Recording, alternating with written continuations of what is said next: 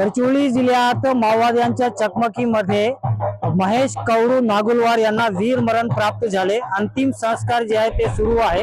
अंतिम संस्कारच्या वेळी गडचिरोली जिल्ह्यातील अनेक भागातून आलेले पोलीस प्रेमी जे आहेत ते मोठ्या प्रमाणात आपण बघू शकतो।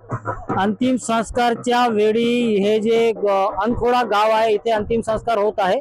चामोर्शी तालुक्यात येणारा हा गाव असून अख्ख्या गावातील महिला पुरुष आणि आजूबाजूच्या परिसरात असलेले नागरिक जे आहेत ते मोठ्या प्रमाणात गर्दी केलेले आहेत।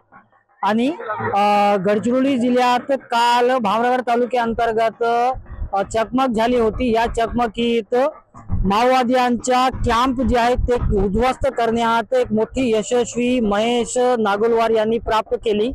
त्यानंतर चकमक सुरू असताना यांच्या पोटात गोळी लागली आणि उपचारासाठी सामान्य रुग्णालय गडचिरोली इथे दाखल करण्यात आले। परंतु उपचाराच्या दरम्यान अखेरचा श्वास महेश कौरू नागुलवार यांनी घेतला आणि 4 वर्षांनंतर गडचिरोली पोलिसात एक नुकसान जे आहे ते यावेळी झालेलं आहे, कारण की एक पोलीस जवान जे आहे ते शहीद झालेला आहे। या अगोदर चकमकीत किंवा भूसुरुंग स्फोटात अनेक जवान जे आहेत ते जिल्ह्याची सेवा किंवा सुरक्षा देण्यात आपली प्राणाची आहुती दिली होती आणि हाही नागुलवार जिल्ह्याची सुरक्षेत आपल्या प्राणाची आहुती दिला।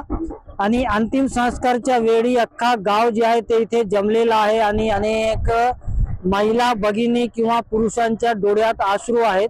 एक शोकांतिका इथे व्यक्त केली जात आहे आणि एक गंभीर दृश्य जे आहे ते आपण इथे पाहू शकतो। आणि सध्या अंतिम संस्कार होत असून या गावातील नागरिक जे आहेत ते अंतिम संस्कारच्या वेळी उपस्थित आहेत आणि राज्य सरकारने या नागुलवार यांना 2 कोटी रुपयाचे जे आहे ते अनेक योजनांची निधी जे आहे ते मंजूर करण्यात आलेली आहे। आणि एक मोठी घटना म्हणावी लागेल की जिल्ह्याची रक्षा करताना आपल्या प्राणाची आहुती महेश नागुलवार यांनी दिलेली आहे। कॅमेरामॅन सोहेल पठाण सोबत मेमडी इरफान, अनखोडा, चामोर्शी, गडचिरोली।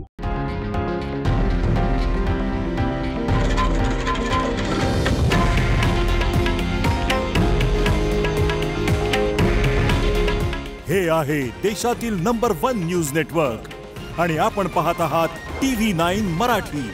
काळजी तुमची, हित महाराष्ट्राचं।